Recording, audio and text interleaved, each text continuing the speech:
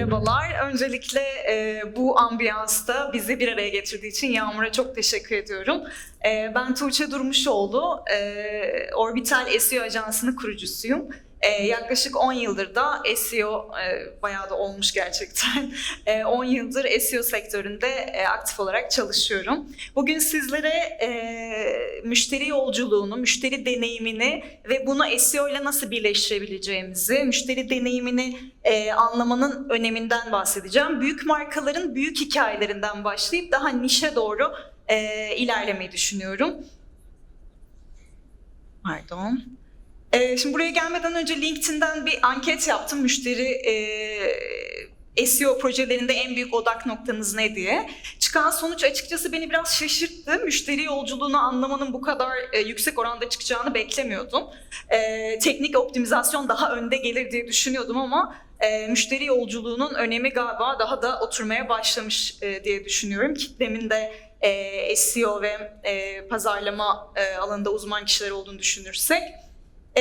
Ve sonrasında Harvard Business School'un bir araştırmasıyla başlamak istiyorum aslında. Müşteri deneyimini bağladığım bir nokta. Bir deney yapıyorlar.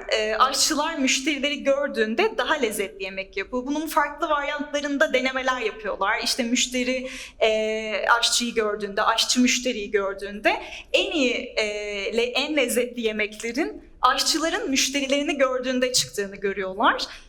Ve burada tabii ki fiziki bir görmeden bahsediyoruz ama aşçının bir ürün ortaya koyarken müşterisini gördüğünde daha lezzetli yemek ortaya çıkarması enteresan bir deney olmuş bence. Pazarlamacıların da müşterisini fiziki olarak olmasa da bilmesi, kime hitap ettiğini, kime içerik ürettiğini, kiminle iletişim kurduğunu bilmesi bence çok önemli. Dediğim gibi büyük markalardan örneklerle devam ediyor olacağım. Müşteri deneyimi deyince de Jeff Bezos ve Amazon bence bu konuda akla ilk gelenlerden birisi olabilir. Şimdi kısa bir video izleteceğim size ve önemli noktalardan sonra bahsetmek istiyorum. Everything we've done and all the success we have is at its root primarily due to the fact that we have put customers first. Customers are always dissatisfied. Even when they don't know it, even when they think they're happy, they actually do want a better way, and they just don't know yet what that should be. And that's why I always warn people, customer obsession is not just listening to customers. Customer obsession is also inventing on their behalf, because it's not their job to invent for themselves. Amazon'un zaten bu konudaki başarısını hepimiz biliyoruz. Jeff Bezos da şundan bahsediyor. Bence en önemli çektiğim noktaları şunlar. Bir kere bizim elde ettiğimiz tüm başarıların ve yaptığımız her şeyin temelinde müşteri ve müşteri deneyimi var diyor ve söylediği önemli bir nokta var. Müşteri takıntısı Amazon'un zaten ilkelerinden bir tanesi. Müşteri takıntısı tabirini zaten getiren markalardan. Ve diyor ki müşteri takıntısı şu demek değil. Her zaman müşteriyi dinlemek değil, müşterinin yolculuğunu ve deneyimini aslında çıkarımımı anlatıyorum. Müşterinin yolculuğu ve deneyimini bilerek ona icatlar üretmek ve onun aslında belki farkında olmadığı noktaları bile yakalayıp ona bir şeyler sunabilmek. Aile burada ne kadar Amazon'un zaten biliyoruz işte yıllardır ticaret sektöründeki şirketler arasında en yakın rakibiyle arasındaki fark, pazar payındaki farkı, uçurumu da görüyoruz zaten. Walmart yanına bile yaklaşamıyor. Hatta Amazon'un Jeff Bezos'un direktifiyle satış temsilcilerinin çok fazla şikayet alan ve çok iade edilen ürünleri satıştan kaldırma gibi bir yetkileri var. Bu çok ciddi bir şey bence. Haliyle şirket kültürüne bunu yansıtabilmiş markalardan bir tanesi.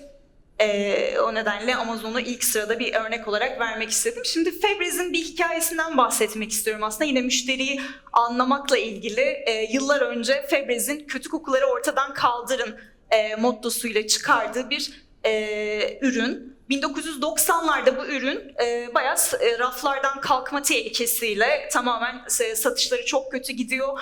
P&G bu ürünün hani satışlarının neden bu kadar kötü gittiğini anlamayarak bir işte araştırmaya başlıyor tabii ki. Müşteri görüşmeleri, işte evde görüşmeler vesaire yapıyorlar. Ve şunu anlıyorlar, aslında müşterinin ihtiyaçlarına temas edemediklerini şöyle bir çıkarımla görüyorlar. Müşteri testlerinde, evlere gidip görüşme yaptıklarında şöyle çarpıcı bir örnek görüyorlar. 9 kedili bir evde görüşme sırasında tabii ki işte testi yapanlar falan çok rahatsız kokudan, çok yoğun bir koku var.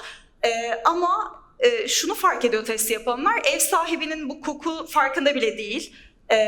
Ve kokuya o kadar alışmış ki haliyle kötü kokuyu ortadan kaldırın gibi bir ürüne ihtiyacı olduğunu zaten bilmiyor. Bunun gibi farklı ev görüşmelerinde fark ettikleri ağır yemek kokan, ağır yağ kokan evlerde de aslında müşterilerin, insanların bu kokuya alıştığını ve böyle bir ürüne ihtiyaç olmadığını zaten görüyorlar.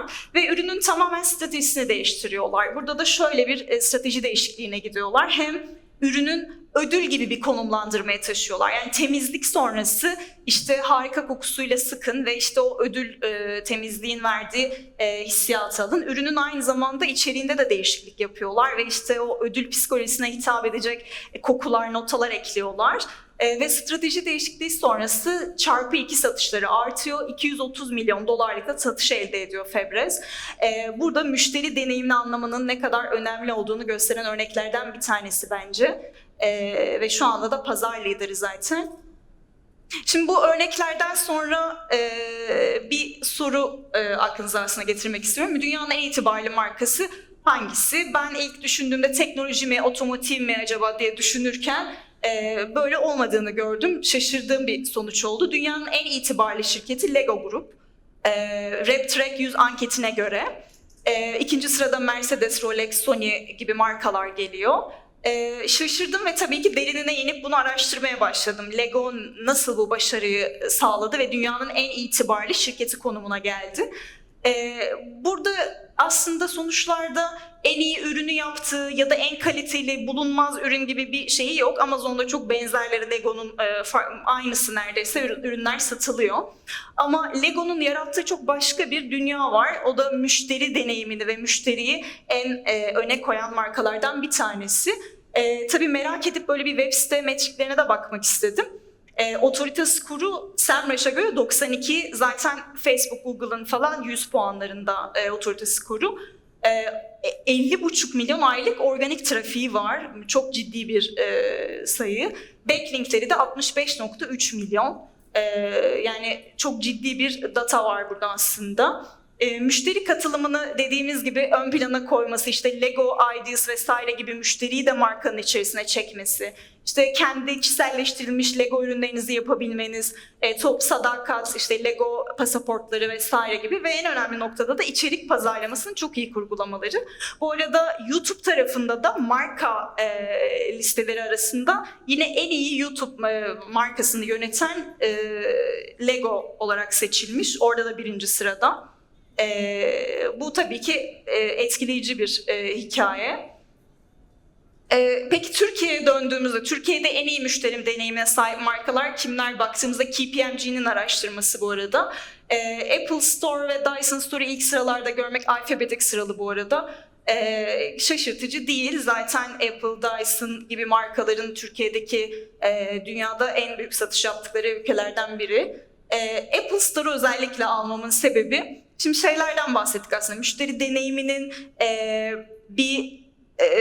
işte Jeff Bezos örneğinde ne kadar şirkete ve şirket kültürüne yerleştiğinden bahsettik. Sonrasında ürünle aslında müşteri temas ediyor mu, doğru temas noktasını yakalıyor mu, bunu konuştuk.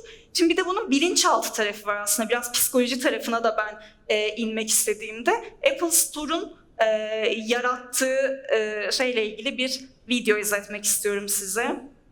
Sonrasında da içerik pazarlaması tarafına giriyor olacağız. Of neuroscience, marketing, and psychology, whose research demonstrates how our perception of brands influences our decisions. There's an idea in marketing, which is that we relate to brands in the same way we relate to people. It's like, I love this brand, or I hate this brand. Of course, what people say, right, can often be different from what's really going on in their heads. So we thought, well, why don't we just ask the brain directly? Michael and his team observed the brains of iPhone users and Samsung Galaxy users with an MRI machine. While they heard good, bad, and neutral news about Apple and Samsung. Apple customers showed a brain empathy response toward Apple that was exactly what you'd see in the way you would respond to somebody in your own family. Strangely, Samsung users didn't have any positive or negative responses when good or bad news was released about their brand.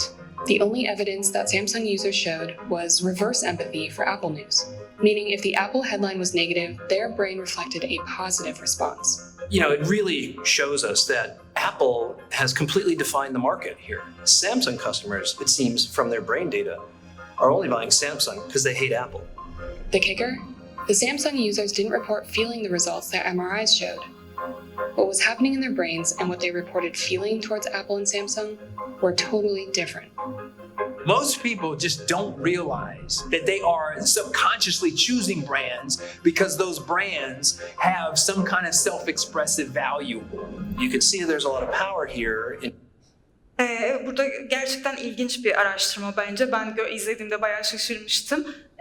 Michael Platt, nöropazarlama, psikoloji ve marketing alanında profesör birisi ve yaptıkları araştırmada zaten izlediğiniz üzere noktası şaşırtıcı. Yani Apple kullanıcılarına Apple'la ilgili kötü bir haber gösterdiklerinde kullanıcıların beyninde ailesine verdiği tepkiyle aynı tepkiyi görüyorlar. Ama Samsung kullanıcılarına Samsung'la ilgili olumlu veya olumsuz haber gösterdiklerinde herhangi bir reaksiyon olmuyor. Ama Samsung kullanıcılarına Apple'la ilgili olumsuz bir haber gösterdiklerinde olumlu bir dalga görüyorlar aslında beyin sinyallerinde ve burada da şunu söylüyorlar aslında Samsung kullanıcıları Apple'dan nefret ettiği için Samsung'u kullanıyor gibi bir data ortaya çıkıyor. Gerçekten kullanıcının beyninde yani müşterilerin, insanların hepimizin beyninde satın alma davranışlarında da birçok fark etmediğimiz bilinç dışı sistem hareket ediyor. Ve biraz daha bunları da bence içerik pazarlamasında, içerik stratejisinde yer vermek önemli. Şimdi bir web sitesinde bu kadar işte müşteri deneyiminin öneminden ve yolculuğundaki örneklerden bahsettik. Bir web sitesinde içerik stratejisi, içerik pazarlaması özellikle kurgularken en önemli noktalardan biri müşteri yolculuğunu doğru anlamak. Karmaşık orta kavramı Google'ın ortaya attığı bir kavram, birazdan bahsediyor olacağım. Ve süper şarj etmek kullanıcıyı. Ve ülkenin mevcut durumu, istatistikler bence burada çok önemli. Bunlardan da örnek gösteriyor olacağım. Ve tüketicinin trendlerini yakalamak.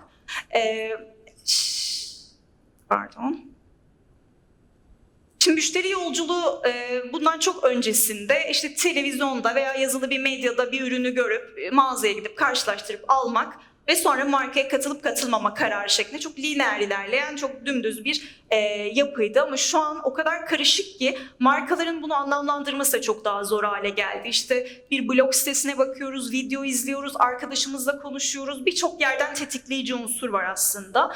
Ve haliyle markaların da bu adımları anlaması, anlamlandırması, bu doğru temas noktalarını bulması daha da zor hale gelmeye başladı.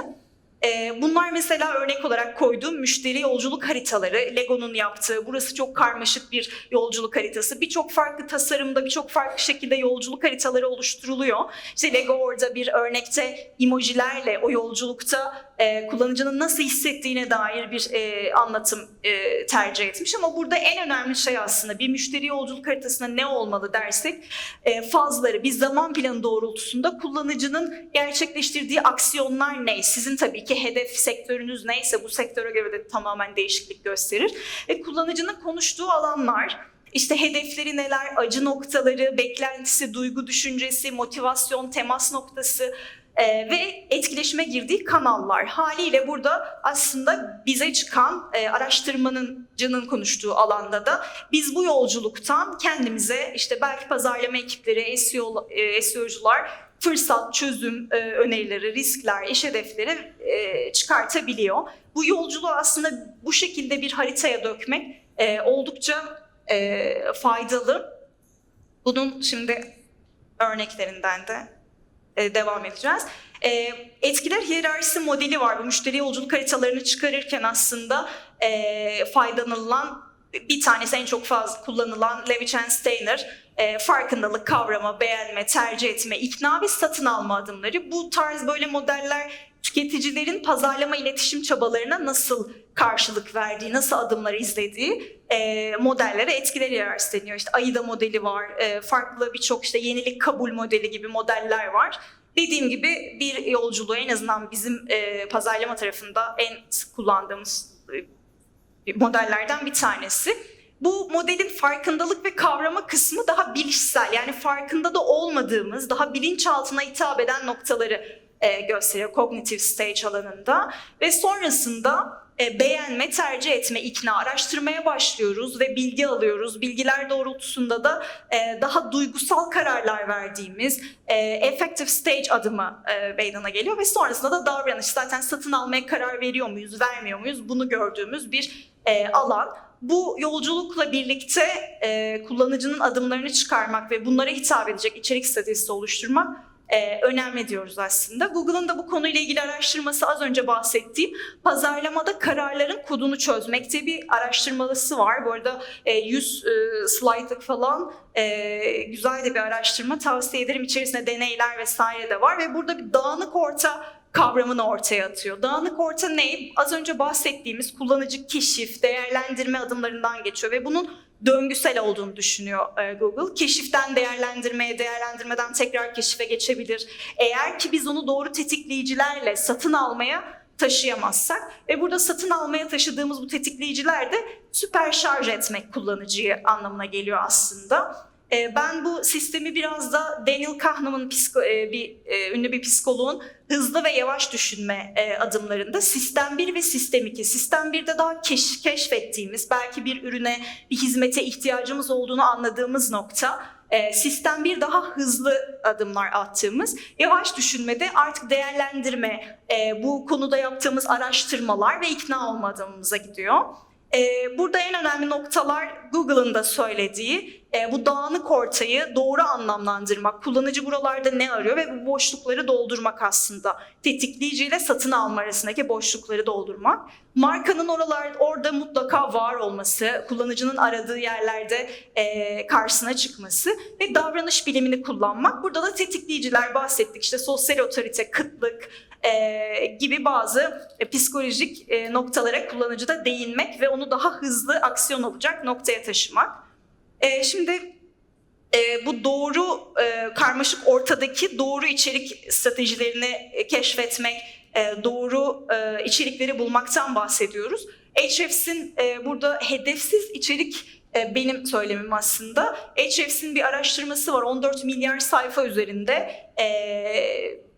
Ziyaretçilerine baktığında %96.55'i bu sayfaların 0 trafik alıyor.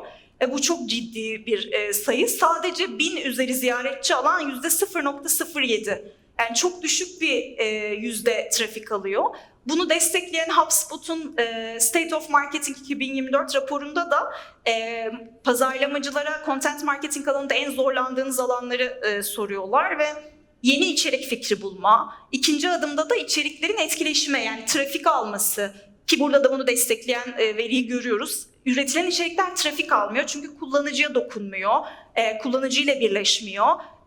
Bunu da aslında biz neyi benimseyerek, nöro optimize içerik stratejisini benimseyerek kullanıcıya dokunan ve internetin boşluğuna gitmeyen içerikler üretebiliriz diyorum. Bir yolculuk nasıl başlıyor? Hem aslında metafor olarak yolculuk, işte müşteri yolculuğu, hem de sunumda biraz da seyahat alanından, bizim de bir markamız var seyahat alanında çalıştığımız. Onun özelinde örneklerle de gittiğimiz için bir yolculuk nasıl başlıyor?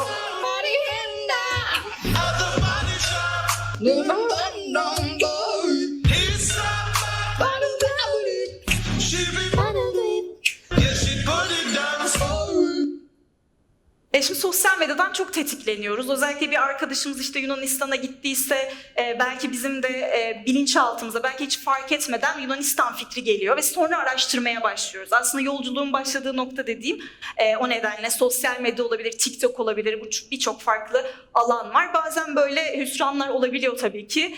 sosyal medyada gördüğümüzle gerçek arasında.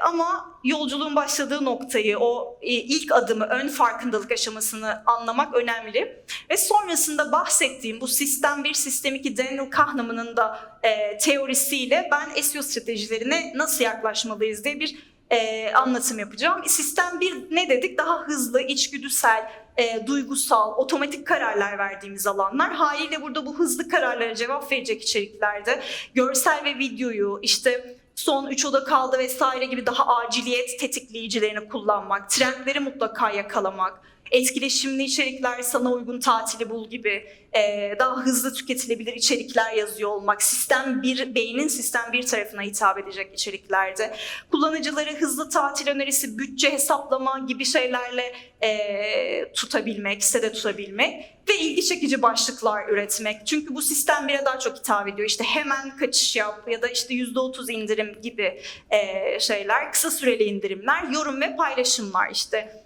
Diyelim bu otelde 5 dakika önce bir rezervasyon yapıldı gibi. Bu yine sistem 1'i etkileyen içerik örneklerine verdiğimiz bazı şeyler. Sistem 2 tarafında daha yavaş, mantıksal ve araştırmacı yaklaşıyoruz.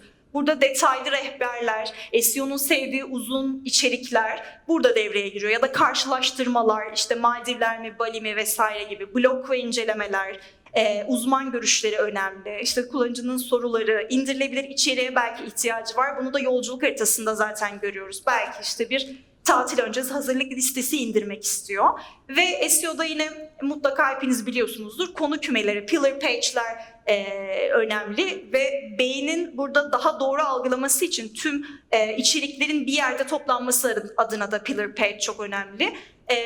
Ve zaten burada SEMrush ve benzeri tool'lar da artık bu konuda birçok şey yaratıyor. Diyelim ki Yunanistan pillar page, onun subtopiklerinde işte Yunanistan vize, işte Yunan adaları turu vesaire gibi birçok arama var.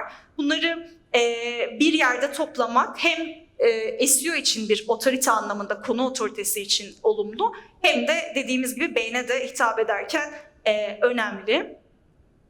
Etkileşimli içeriklerden bir örnek, işte tatil seçeneğini bulmak, sorularla kullanıcıyı yönlendirerek aslında nereye uygunsun. Bu tarz içerikler yine kullanıcının beyninde farklı tetikleyicilikleri yaratabiliyor. Ve sonuç olarak Dubai'yi getirdi. Aslında çok fazla content türü var. Biz hep işte bir blog içerikler, uzun içeriklerden devam ediyoruz SEO bunu sevdiği için, ama kullanıcının o yolculuğunda ihtiyacı olan o kadar çok içerik türü, içerik formatı var ki bunları değerlendirmek ve doğru adımı bulmak önemli. Biz buralarda neler yapıyoruz? Sektör trendlerini mutlaka takip etmek. İşte Think with Google'ın seyahat alanında araştırmaları oluyor ya da Dünya Seyahat Turizm Konseyi 2024'te rekor kıran bir yıl öngörmüştü mesela. İşte Almanya'daki Euro 2024, Fransa'daki olimpiyatlar, haliyle buralardaki otel aramaları da artıyor ve burada bizim yapacağımız aksiyonlar da değişiyor tabii ki. Ekibimden hatta Berfi'nin bulduğu bir şeydi, bu da trenddi, set jetting. Gezginlerin yarısından fazlası bir TV şovunda ya da işte bir filmde gördükten sonra oraya seyahat etme şeyi geliştiriyor. Mesela işte Dune filminden sonra Ürdün aramalarının ne kadar arttığını trendlerde görüyoruz. Ya da Pere Palas'ta Gece Yarısı dizisinden sonra Pere Palas fiyatının trendinin nasıl arttığını burada görebiliyoruz. Haliyle biz de buna hitap eden içerikler üretmeye çalışıyoruz tatil sitemizde. İçgörüleri elde etmek, işte burada Türkiye için TÜİK çok faydalı olabiliyor ya da araştırma şirketleri, Konda'nın verileri vesaire.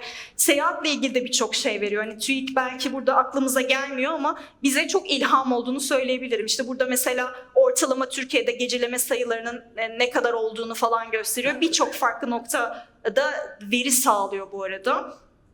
Kendi aslında şeyimizden de çıkıyoruz, belki yankı odalarımızdan. Çünkü mesela Konda'nın bir araştırması beni şaşırtmıştı.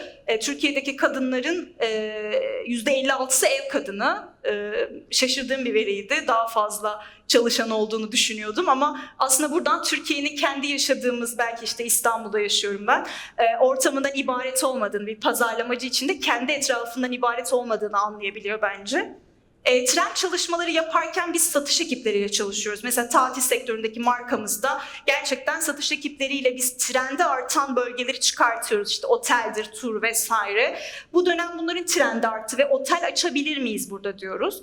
Otelleri açılıp açamayacağına karar veren ekiplerde işte burada içerik var mı bu sayfada ya da bununla ilgili blog içerikleri, rehber içerikleri var mı? Bu arada bu doküman sadece domain.com'unu değiştirdim. Gerçekten bizim satış ekipleriyle çalıştığımız bir doküman. Müzik turizmi mesela bu da bir araştırma sonucu fark ettiğimiz bir şeydi. Bu sene seyahat edenlerin %70'i farklı şehre giderek bir konsere katılabileceklerini söylüyorlar. Haliyle bu da bizim tarafta otel ihtiyacını ortaya çıkarıyor.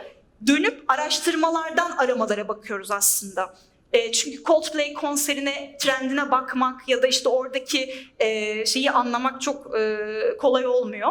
Sonrasında bunun aksiyonunda neler yapıyoruz? İşte blog içeriği üretmek, konserlerin olduğu ülke lokasyonlarının ön plana çıkması, işte Atina'da konseri vardı. Atina otelleri aramasını sitede ön plana çıkarmak, video içerik üretmek, sosyal medya ekipleriyle bu bilgiyi paylaşmak ve onların da bu içerikten faydalanmasını sağlamak gibi adımlar. Kumar turizmi yine fark ettiğimiz noktalardan bir tanesi oldu. Bu da aslında şuradan çıktığımız bir şeydi. Türkiye gibi enflasyonist ülkelerde, ekonomisi kötü olan ülkelerde kumar ve şans oyunları gibi şeylerin ilgisi artıyor. Ve dönüp bir seyahat tarafında Google Trends'te neler trend oldu diye baktığımızda, bu arada burası seyahat kategorisindeki trendler. Kumarhanenin %350 artışını fark ettik. Dönüp Kıbrıs otelleri, Gürcistan otelleri gibi kumar oynanan yerlerde gerçekten otel aramaları artıyor mu diye baktığımızda da gerçekten trendin arttığını görüyoruz. Haliyle buna göre yine sitede aksiyonlar üretiyoruz. Marka aramalarında görünür olmayı zaten söylemiştik. Google'ın raporunda da vardı. Mesela THY'nin burada kendi marka aramalarında başka sitelere SERP'ü kaptırdığını görebiliyoruz. THY gibi bir markanın bile. Haliyle yanlış bilgiler olabilir. Markayı burada görmüyor olmak otorite açısından bence hiç sağlıklı değil. Buralarda mutlaka SERP'ü sahiplenmek. Sadece exact aramada değil, yani THY aramasına çıkması değil. Satış sonrası da önemli aslında. O iletişimi devam ettirmek. İşte ETS Plus'ın mesela böyle bir ürünü var. Bana direkt attığı mail, bu arada buraya gelmeden önce, işte seyahat tüyolarını, çevre bilgisi, tesis bilgisi hepsini belli bir yerde bir pillar page gibi mail üzerinden atarak iletişimini hala devam ettiriyor aslında rezervasyon sonrası ve ürettiği tüm içeriklerde birçok farklı yerde kullanmış oluyor. Bana mailing'te de bunları sunuyor. Aynı şekilde Airbnb'de bu şekilde. Şimdi çok fazla müşteri deneyimini anlamak ve şeyden konuştuk. Biraz da süremi aştım, kusura bakmayın. Hemen bitiriyorum, son slaytım. Ben de ChatGPT'ye bu kadar böyle bunları anlamaya, ardındaki niyeti anlamaya çalışıyoruz. 2050'de arama motoru Google nasıl olacak diye sorduğumda aslında bunun bugünün derdi olduğunu da görebiliyoruz. Düşünce gücüyle aramanın geleceğini söylüyor. Haliyle standart şu andaki yaptığımız aramaların belki hiçbir anlamı kalmayacak bundan 25 sene sonra. İşte daha az bilmeye ihtiyacımız olacak. Çünkü beyin dalgalarını belki giyilebilir teknolojiler anlayacak. Ve kişisel asistanlar çıkacak. Zaten benim bir seyahate çıkma isteğimi, planımı gördüğünde, algıladığında buna uygun öneriler getirecek. İlk bir şey yapmıştım 25 yıl sonrası için çok mu diye, ama belki görmüşsünüzdür. Meta'nın Orion gözlüğü düşünce gücüyle çalışan ilk gözlük tanıtımını yaptılar. Haliyle çok da uzak bir gelecek değil sanıyorum. Daha fazlasını keşfetmek için QR kodunu tarayabilirsiniz. Burada hem sunum donelerini, göndermeler ve videolar, daha fazlası burada anlatamadığım, hem de bu alanda pazarlama psikolojisi, tüketici trendleriyle ilgili okuduğum ve sevdiğim kitapları sizlerle bir listede paylaşmak istedim. Çok teşekkür ederim beni dinlediğiniz için. Süremi aştığım için de kusura bakmayın lütfen. Çok teşekkürler.